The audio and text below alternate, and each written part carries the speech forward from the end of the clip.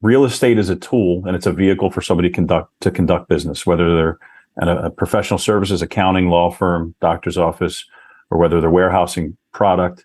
It's one piece and it's a vehicle to conduct that business. And, I think it's important that the occupier and utilizer of that real estate, looks at it in a bigger picture. Yes, prices are up, interest rates are up, but you need someplace to run your business. Welcome to the How to Scale Commercial Real Estate Show. Whether you are an active or passive investor, we'll teach you how to scale your real estate investing business into something big. Chuck Swope is a commercial real estate broker who focuses on the Mid-Atlantic region. Chuck, welcome to the show. Thanks so much. Thanks for having me, Sam. Hey, man, the pleasure's mine. There are 3 questions I ask every guest who comes on the show in 90 seconds or less. Can you tell me, where did you start? Where are you now? And how did you get there?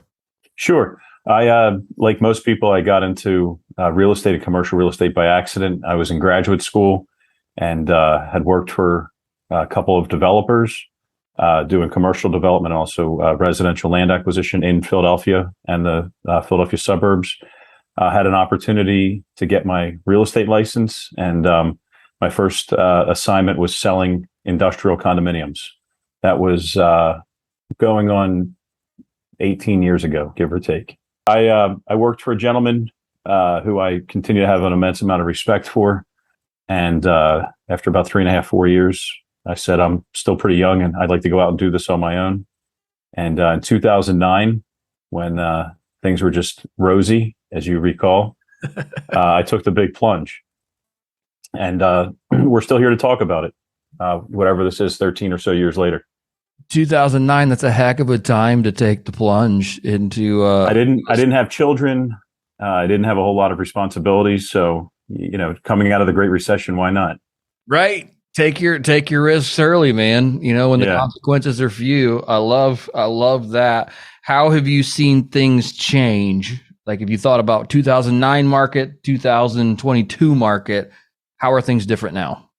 Sure. Well, I got into the business in 2005. And again, I had a period of time where I worked in another office. 2009, I guess I really didn't know what I didn't know. One of the greatest investments I've made in myself is the CCIM designation and the education that the CCIM Institute offers. That immediately catapulted me into a much better broker and a much better resource for my clients. I can't advocate that program enough. Things have absolutely changed the pricing. I mean, I can't believe I'm even saying this, having just shy of 20 years in the business. I mean, I've seen values double. Flex and industrial buildings that we used to sell for 60, 70, 80 bucks a foot are now trading $150 a foot. That was one of the things we had talked about early on is just kind of the appreciation that we've seen over the last couple of years, especially in industrial and flex. What else has changed? Technology's obviously changed. We've implemented a lot of technology and advancements, in our small boutique brokerage here. We're about a half a dozen folks here. Not a big shop by any means, but we really embrace and invest and look for technology to make the client experience better and to make us better brokers. So the technology and ability to work pretty much anywhere and ability to gather information is huge, and we love it. And we're going to continue to look for new and better and different ways to do things.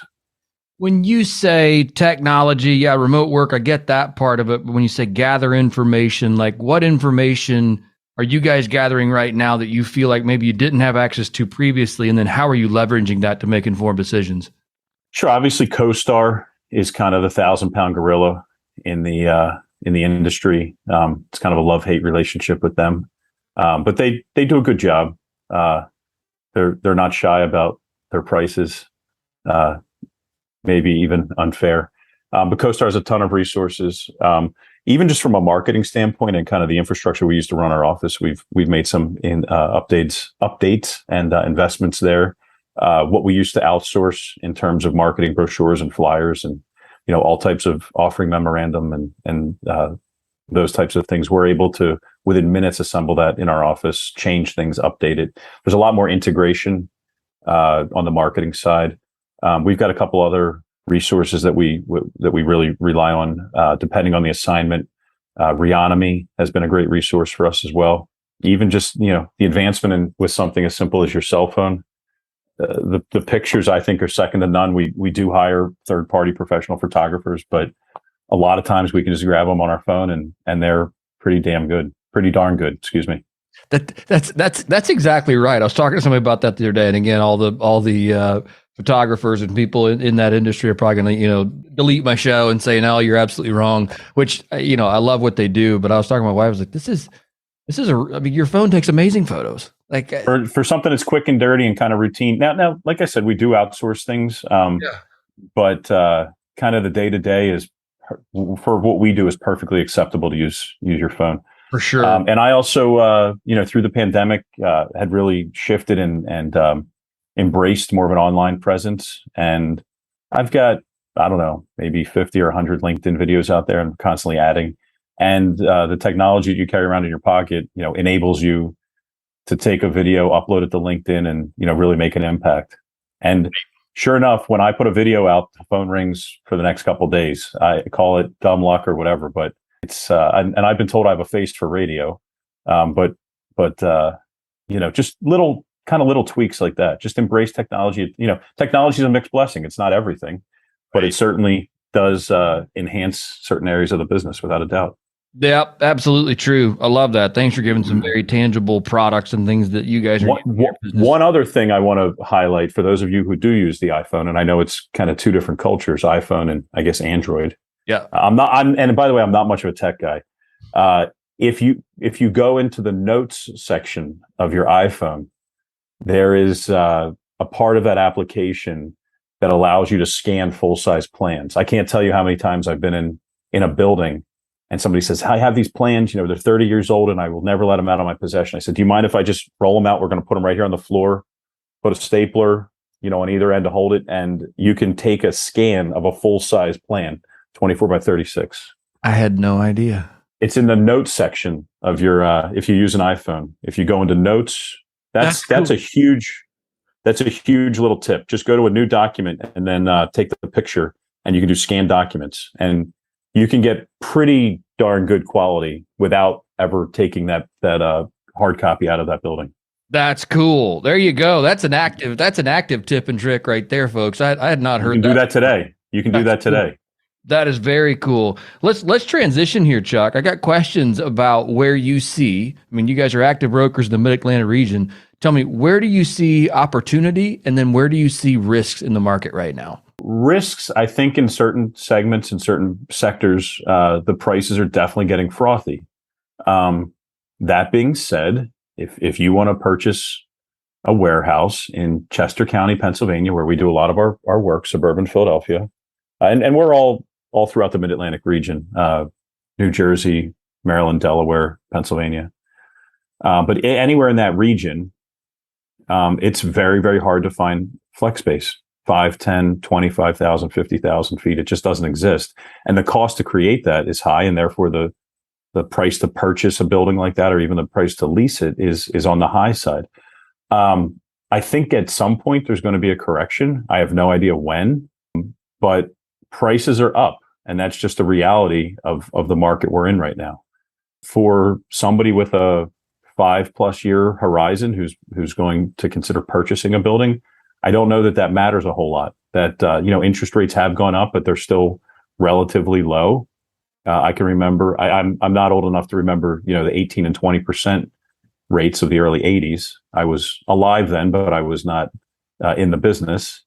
But when I remember 6, 7, 8% interest rates not that long ago, and that was sustainable. Yeah, no, that's really interesting. Tell me where. So I think just to kind of close that thought, I think that real estate is a tool and it's a vehicle for somebody to conduct business, whether they're at a professional services, accounting, law firm, doctor's office, or whether they're warehousing product.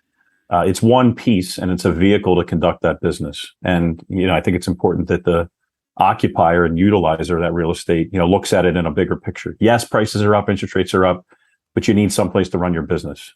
Right. And there's that question out there is, do prices ever go back down or normalize? Maybe I think at best, maybe normalize is what we get.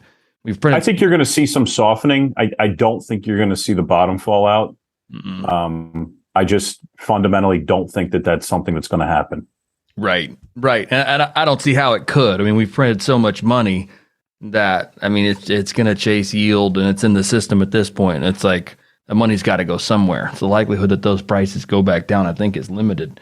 Tell me this. We talked about this a little bit off air before we kicked off this show. What is an asset class you see picking up right now, and why? We have, interestingly, and we're a small boutique firm, but we've seen some office deals. I don't want to say I was surprised to see them happen, but we're definitely seeing life in the office market without a doubt.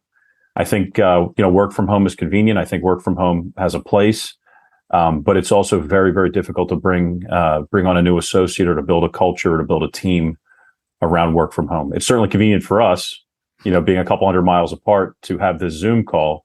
Right. But I wouldn't want to work like this every single day. Right.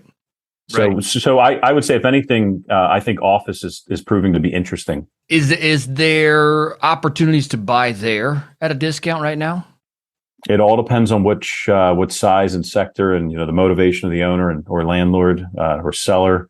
Yes, there's opportunities, but they would not, at least in my experience, it's maybe not as ripe as you would think. Because there is a market there, and there is activity, and there is demand. Yeah. No, that's you hit it on the head there. You said it's not as ripe as I might think. I'm not in the office sector or office space, but it's something where I would have thought that there might be some really low hanging fruit there, and you're saying that's maybe necessarily not the case. At least where we are, I would say there's opportunities there to lease or purchase office space, and I would still say that's either the buyer or the tenant's market, but that's slowly shifting, and there's just not a lot of new supply coming online, and the supply that's out there has been picked over, and you've got some well-heeled landlords that expect to get a reasonable return, and they're in a position they can wait for that. What are you recommending? I know this is asset class and probably borrower specific question, so maybe it's an unfair one, but what are you recommending on the debt side of things? Like what do you see people doing, and then what are you guys recommending to your clients? Maybe. So we do a tremendous amount of owner-occupied real estate. We do investment real estate as well, but we also work with a lot of owner-occupiers. I think anybody who occupies real estate should consider owning it.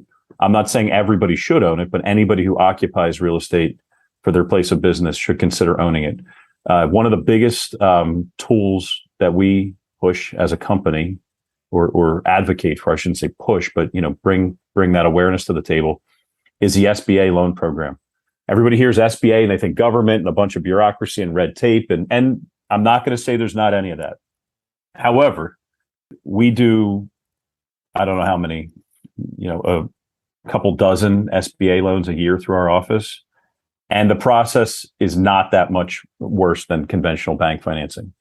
The big thing that there's two big things, in my opinion, that the SBA offers to borrowers, and that is 90% loan to value, and that includes the real estate, the improvements, fixtures, kind of everything in one.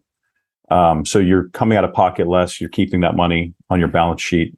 I think it's just most cases, a responsible thing for a business owner to look at. The other thing is that the SBA loans are fixed for 25 years. Unfortunately, the ship has sailed on the really, really great deals that they were having. But back during COVID and after COVID, you were getting fixed money for 25 years, 3.5%, 3 and change. Now, keep in mind that SBA piece is a portion of that 90%. It's of the 90%, your bank will do 50%, and the SBA will be 40. So, but roughly half of, or a little less than half of that loan is fixed for 25 years, which is a gift. Right. Yeah, absolutely. Yeah. And is there a particular size of bank? I know I've dealt with this a little bit, where the project size was either too big for the bank that I was talking to, or that maybe somebody else was talking to, where they said, man, we could use the S, but they just didn't understand, I guess, the nuance. My father was a community banker here in Chester County, and I just have a special place in my heart for community and regional banks. Mm-hmm. We work with the big banks; they certainly have their time and their place, but I would always encourage somebody to speak with a local community bank as well. Yeah, no, that's absolutely true. What about timing on the SBA loans? I've heard that they take longer to get across the finish line through an SBA loan. Is that not true? Not necessarily. Okay. It is important to understand that they are intended for owner-occupied real estate, so it's not investment real estate. Owner-occupied, broadly defined by the SBA, is occupying 51% of the building or more. The timing and the process is not much different. There's a couple extra steps. I would say for kind of that much more work, you're getting that much more benefit. Right. Especially on the leverage and the term of the loan. So that's something the SBA has two primary commercial real estate loans. The 504 is more or less the flagship, the SBA 504, and then the 7A is also another real estate loan program that they have. Yeah. But it's not anything more than what you would have to provide for a typical lender. Right. No, that's cool. I'm glad to dispel that myth. Gosh, it's been for me the last time I used an SBA loan. 15 years ago. So it's been a long time since. So you want to get familiar with the SBA lenders in your area and have these conversations up front. And, you want to air your concerns up front as well. Right. No, that's great. Absolutely great advice. We've talked a little bit about office picking up. We've talked about flex industrial. We've talked a little bit about risk. We've talked some about financing and programs that are out there that maybe everybody's not utilizing. I guess, is there anything else you see in the market or, risks you see in the market or opportunities? Just one thing I want to touch on. And, rates have in this market, they've gone from, 4.25, 4.5 up to, 5.5, 5.75. Right. And some people have a very strong reaction to that. But I just want to provide some context and some perspective. If the deal was so tight that it doesn't work with a point difference or a point and change, if you can't make the deal work at 5.5%, but it works at 4.5%, that was never a good deal to begin with. Right. It's just too tight. If you can't afford your mortgage or you can't make your numbers working as an investor, and you've got that increase in interest rates, it was a deal that never should have happened in the first place. Yeah, that's let's keep perspective and keep context.